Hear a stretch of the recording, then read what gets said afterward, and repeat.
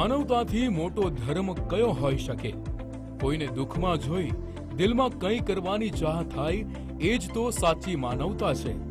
માનવતાની સાચી મહેક ફેલાવી રહ્યા છે છોટાઉદેપુરના હમીરપુરા ગામના એક મહિલા અને તેમના પતિ। છોટાઉદેપુરના હમીરપુરામાં સેવાની સરવાણી। તેરલ ફાઉન્ડેશન ટ્રસ્ટ 71 અનાથ બાળકોનો આશરો। આર્મી મેન અને તેમના પત્નીએ ફેલાવી માનવતાની મહેક।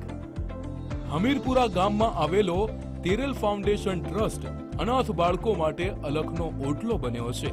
આ બાળકોએ કદાચ તેમના માતા પિતાનો ચહેરો નહીં જોયો હોય, પણ લીલાબેન રાઠવા અને તેમના આર્મી મેન પતિએ બાળકોને આ ખોટ સાલવા નથી દીધી।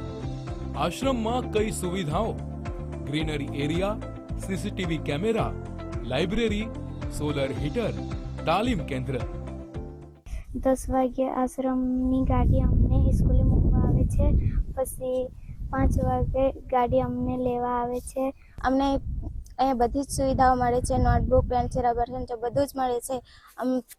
મને એવું લાગે છે કે મારો અહીંયા ઘર છે। તેરલ ફાઉન્ડેશન ટ્રસ્ટ વર્ષ 2021માં તમામ સુવિધા સાથે શરૂ કરેલું તેરલ આશ્રમ આજે વટવૃક્ષ બનીને ઊભું હોય તેવું વાતાવરણનું નિર્માણ થયું છે। તેનું કારણ છે યુવાઓને અહીં માત્ર રહેવા જમવાની જ નહીં, પરંતુ પુસ્તકોના ભંડાર સાથેની લાઇબ્રેરી અને કૌશલ્યલક્ષી તાલીમ આપીને પગભર પણ કરાઈ છે। અભ્યાસ કરું છું, અહીંયા અમને બધી સુવિધા મળે છે। રવિ શનિવાર 7 ક્લાસ, કમ્પ્યુટર ક્લાસ પણ લેવાય છે અને અહીંયા અમારે ટ્યુશન પણ લેવાય છે। અહીંયા અમને નોટબુક, પેન, પુસ્તકો બધું જ આપે છે। પછી વિચાર આવ્યો કે આપણા સમાજના બાળકો જેને શિક્ષણ જોઈએ છે એમને મળતું નહીં, જે અનાથ છે, કોઈ સિંગલ પેરેન્ટ્સ વાળા છે, તો અમને વિચાર આવ્યો કે આપણા સમાજ માટે કંઈ કરવું જોઈએ અમારે। આમ લીલાબેને પ્રગટાવેલી માનવતાની જ્યોતને લઈને અનેક બાળકોમાં ઉર્પાજન થયેલી ઉર્જા શક્તિ તેઓના ઉજ્જવળ ભવિષ્યની ગેરંટી કહીએ તેવું કહેવું કશું ખોટું નથી। હમીરપુરા ગામે એક છાત્રાલય ઊભું કરી અને 71 જેટલા બાળકોના માથે હાથ મૂકવાના કાર્યને અંજામ આપવામાં આવ્યું છે। આ છાત્રાલયમાં નાના નાના ભૂલકાઓ 71 જેટલા બાળકો આ છાત્રાલયમાં રહી અને અભ્યાસ કરી રહ્યા છે।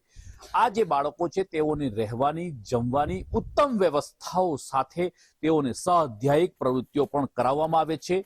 આ જે મહિલા, જે વ્યક્તિ વિશેષે જે આ નાનકડી કરેલી જે શરૂઆત છે, શિક્ષણની જે માનવતાની જે ધૂપને પ્રગટાવી છે, તેની સુવાસ હાલ દૂર દૂર સુધી પહોંચી રહી છે। તૌફિક શેખ, ગુજરાત ફર્સ્ટ, છોટાઉદેપુર।